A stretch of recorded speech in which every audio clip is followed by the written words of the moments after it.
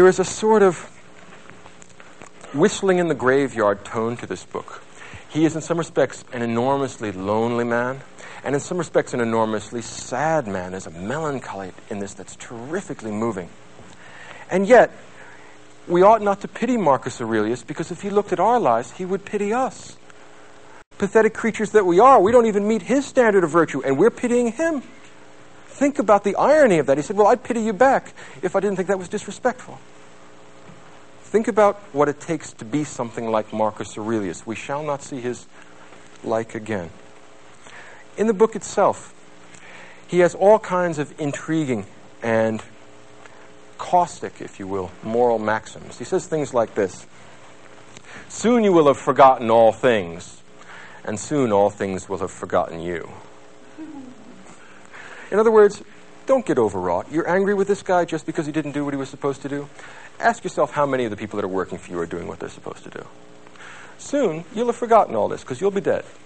And soon, all the people who know you, they're going to be dead too, and they'll have forgotten you. And so what's the point of being mean to people? Now imagine the kind of philosophical self-restraint we're talking about here. This is a guy who can chop everyone's head off if he gets sufficiently angry, so he never does. Remarkable, remarkable.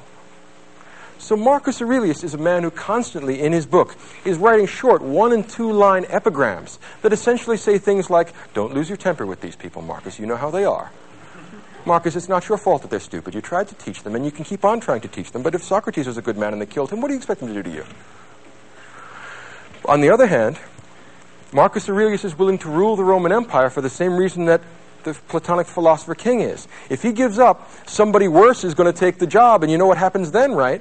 He'd much rather just go home and read his books. He doesn't want to listen to this stuff. But he says, well, the gods put me here. I didn't ask for this job, but I can't very well give it up. I'd be abdicating my responsibility to other people. Imagine the bad laws and bad emperors were going to get after me. Well, should I give the job up now or stand here until the gods are good enough to relieve me of my post? In fact, that's the metaphor he uses all the time. The gods have put you on guard over the Roman Empire. Everyone else is sleeping. Stay where you are and stay awake, elsewise God knows what's going to happen. Marcus Aurelius is constantly whistling his way through the graveyard, trying to tell him that this is a very happy life, that he loves being a philosopher, and he particularly loves the particular portion of reality the gods have assigned to him. Now, I think that everyone believes this except the people that read this book, which perhaps is why it wasn't supposed to be published, because when you look at this, you see a terrifically lonely man, a man of immense moral heroism, who has no shoulder to cry on, who disdains crying because what's the point of crying? We must live in accordance with nature. Now, here's the natural condition of human beings. They get born, all kinds of stuff happens to them, and they die. Marcus's maxims with reference to that are A, stop complaining. There's nothing to complain about because there's only two kinds of things. There are the kinds of things you can control, and there are the kinds of things you can't. If you can't control it, complaining about it is stupid and a waste of time, and I don't want to hear any more about it because you can't control it, so what's the point of talking about this? Or you have the other kind of thing, the kind of thing you can control, like your intentions, like your behavior, like your actions. And since you can control them, who do you expect to help you out except yourself? Stop complaining about that too. So whether it's the kind of thing you can control, or it's the kind of thing you can't control, Marcus Aurelius does not want to hear any complaints, and he does not want to hear any excuses, because there are no excuses to give. Whew. Now, that's easy enough to say, and a lot of people think that other people should be this way. Right? Have you noticed it? Like, you can't help but admire this guy. Like, every one of us, I bet, in this audience said, wow, what a great guy. I wish I knew him personally. No, you don't. Think of what he'd think of you. You really don't want to know this guy. Imagine working for him. Oh, please. No, this guy is never going to be satisfied. And if he is satisfied, he's not like he's going to give you applause. He's going to say, well, you're doing what you ought to do.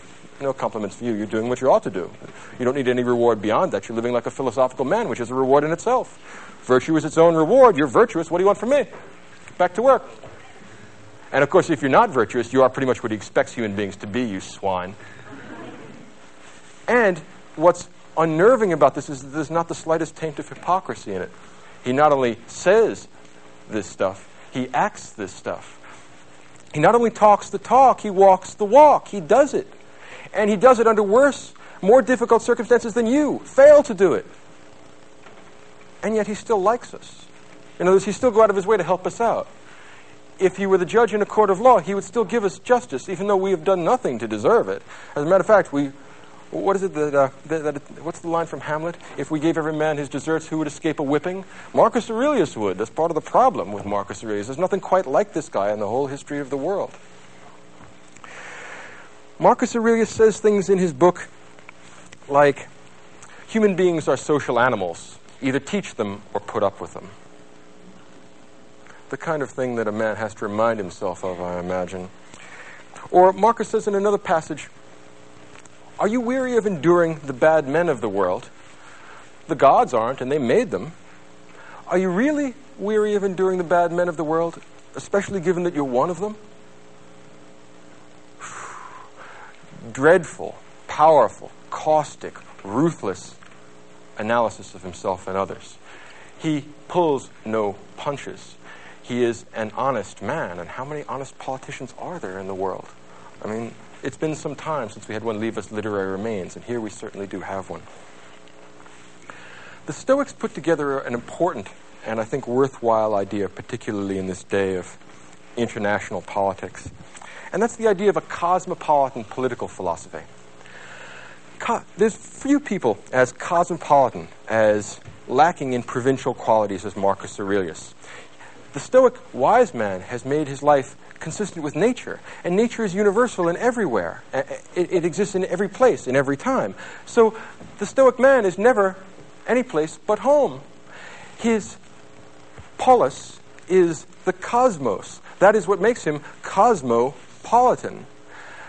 In ancient Greek political theory, you were a citizen of one political polis, of one particular polis, one particular city-state. You were an Athenian or you were a Spartan. The Stoic wise man is cosmopolitan. Wherever he is, he lives in accordance with nature. Whatever he does what he knows to be right. What difference does it make whether he's in a jail cell or in a palace? As Marcus Aurelius put it in a beautiful epigram in the book, even in a palace it is possible to live well. No excuses. Don't tell me that it's because of temptation. That won't go over. No excuses go with Marcus.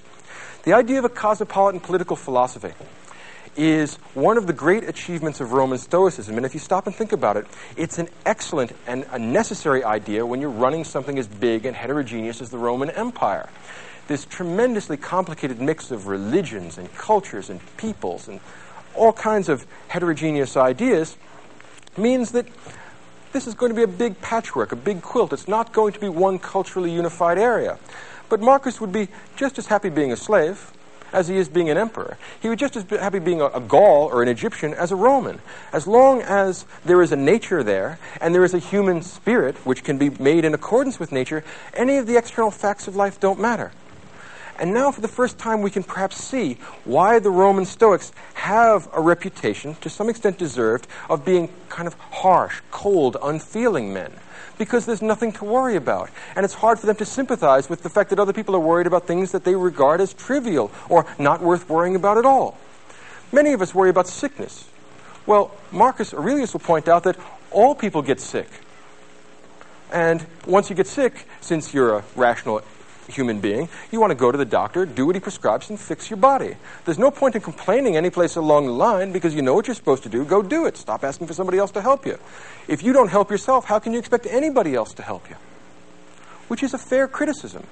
It would be much less persuasive and much less impressive if this were a sort of hypocritical philosophy where Marcus Aurelius indulged himself and told everyone else to be stoical. What really makes this spring to life, what makes this persuasive and moving and important, is that he lives the life. So he doesn't complain when he gets sick. He doesn't complain when he meets military reverses. He doesn't complain about anything. Who would we complain to?